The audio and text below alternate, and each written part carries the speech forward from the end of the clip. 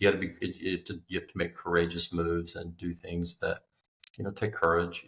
Accountability is a big part of our culture now. Holding ourselves accountable, but holding ourselves accountable so we don't, not so that, like me as the CEO holding someone accountable to do your job, more creating a culture where accountability, you don't want to let your team members down or your teammates down, right? You want to lean in, you want to work hard, you want to do your job, you want to show courage and work on the things that matter, because you don't want to let your teammates down, right? Because they're dependent on you to pull your weight. Because if you run a lean team and you're sort of a lean management focused person like I am, then everyone has to pull their weight. And if someone's not pulling their weight, then something's not getting done, because it's not like we have duplicate positions or backups.